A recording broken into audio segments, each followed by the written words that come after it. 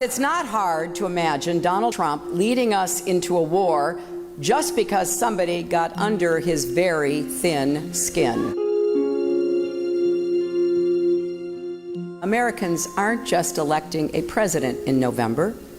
We're choosing our next commander-in-chief, the person we count on to decide questions of war and peace, life and death.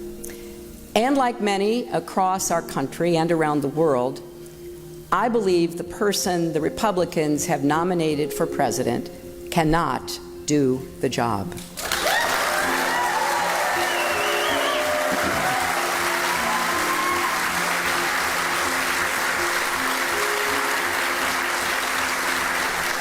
Donald Trump's ideas aren't just different, they are dangerously incoherent. They're not even really ideas, just a series of bizarre rants, personal feuds, and outright lies.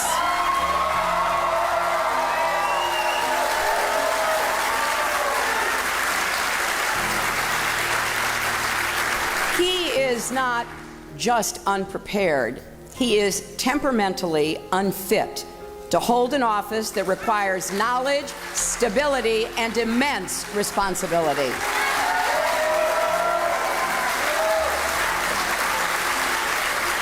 This is not someone who should ever have the nuclear codes, because it's not hard to imagine Donald Trump leading us into a war just because somebody got under his very thin skin. Diplomacy is often the only way to avoid a conflict that could end up exacting a much greater cost. It takes patience, persistence, and an eye on the long game, but it's worth it. Take the nuclear agreement with Iran. When President Obama took office, Iran was racing toward a nuclear bomb. Some called for military action. But that could have ignited a broader war that could have mired our troops in another Middle Eastern conflict. President Obama chose a different path, and I got to work leading the effort to impose crippling sanctions. We brought Iran to the table, we began talks, and eventually we reached an agreement that should block every path for Iran to get a nuclear weapon. Donald Trump says we shouldn't have done the deal. We should have walked away.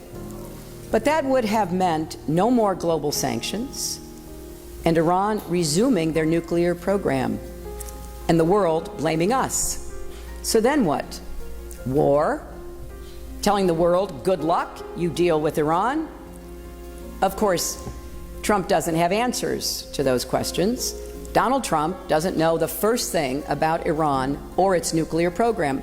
Ask him. It'll become very clear very quickly.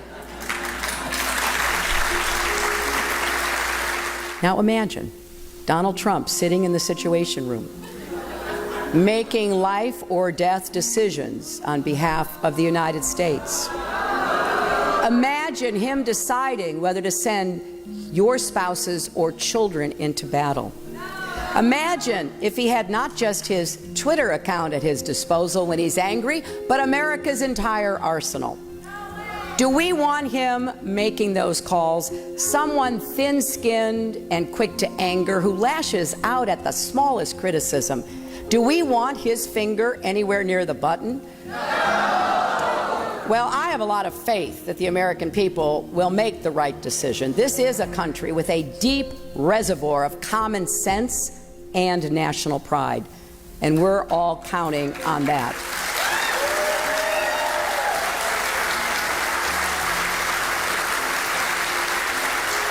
Because making Donald Trump our commander-in-chief would be a historic mistake, and it would undo so much of the work that Republicans and Democrats alike have done over many decades to make America stronger and more secure. It would set back our standing in the world more than anything in recent memory, and it would fuel an ugly narrative about who we are, that we're fearful, not confident, that we want to let others determine our future for us instead of shaping our own destiny. That's not the America I know and love.